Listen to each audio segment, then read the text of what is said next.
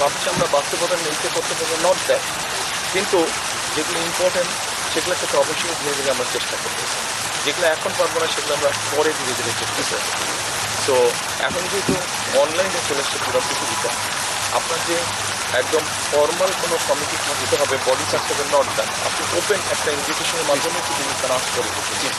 আরেকটা জিনিস যদি আমি বলতে পারি, আপনি যে বলছেন মানে অনলাইনে যে হ্যারাসমেন্ট হয়, মানে মেয়েরা ছেলেরা সবাই ভিকটিমস অফ হ্যারাসমেন্ট, তুমি হয়তো বা বলেছিলে এটা যে মানে ডিজিটাল এডুকেশন যদি করা হয়, যে শেখানো হয় যে আচ্ছা ঠিক আছে নিজেকে ঠিকঠাক মতো কীভাবে রাখা যায়, মানে ওই যে হ্যাকিংও তো অনেক হয়, কিন্তু আমাদের বোঝা হচ্ছে ঠিক আছে সিস্টেমগুলো হ্যাকিং, রিপোর্টিং কীভাবে হয়, রিপোর্টিংয়ের সিস্টেম হয়তো বা করতে লাগবে।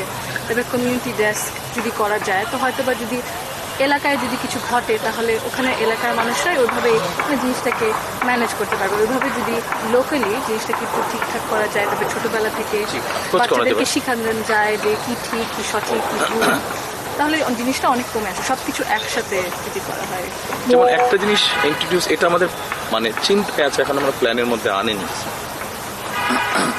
সেটা হচ্ছে আমাদের কাছে খুব খারাপ লেগেছে, আপনারাও দেখেছেন, আই এম শিওর আপনাদের কাছে খারাপ লেগেছে। অনেক সময় আমরা সোশ্যাল মিডিয়া দেখেছি, যেমন আমি আসার কিছুদিন আগের একটা ঘটনা, বাংলাদেশের কোনো একটা জেলায় একটা কুকুরকে গাছে বেঁধে রেখে পিটিয়ে মেরে ফেলা হয়েছে। এটা কিন্তু খুব একটা দুঃখজনক। অবলা জীব, ওকে একে তো বেঁধে রেখেছে, বেঁধে পিটাচ্ছে, এটা কথা হলো, এবং মেরে ফেলেছে।